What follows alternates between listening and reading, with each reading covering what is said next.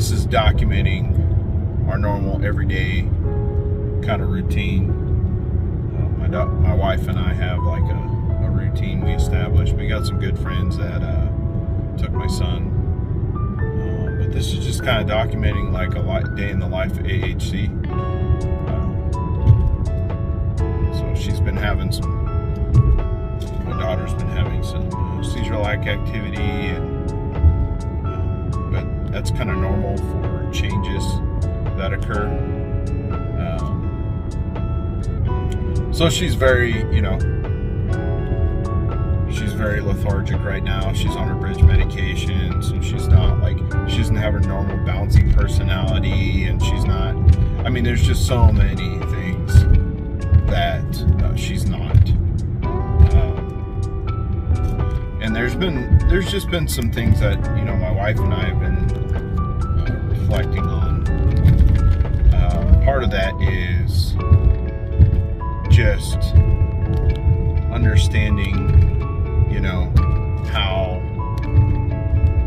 how a young lady could go through so much, and us as parents having to deal with, just a child that's consistently sick. And I wish sick was the word, but it's not. Sick implies there's a cure, and there is no cure for what she has. There's doctors that are researching and trying to come up with solutions on how to fix her neurological issues, but fix is a relative term. Fix meaning how can she continue to be on medication for the rest of her life? What medication is going to work for the rest of her life? How is she going to be able to function? When mom and dad aren't there.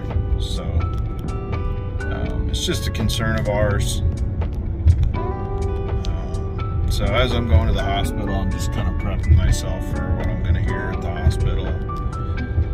Things I used to think about that kind of help me with just being able to face suffering is one, like thinking about the sovereignty of God, thinking how, God makes the mute and the deaf, and each has its purpose. My daughter has her purpose.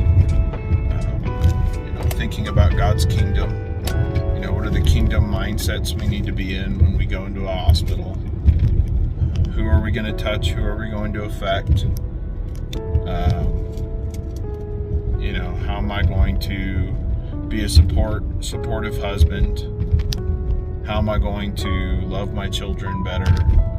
Malachi and I just had a really in-depth conversation about suffering in general. His big question to me was, Dad, what if Ray dies? What if, is Ray going to die is the question. And, I just said that I always answer that question with everybody has a due date. Whether it's a good thing or a bad thing, I just think it's important to note that, we're not guaranteed a long life on this earth. And some people are guaranteed a marathon, or some people have a marathon and some people have a sprint. Something that I just don't want to set them up for,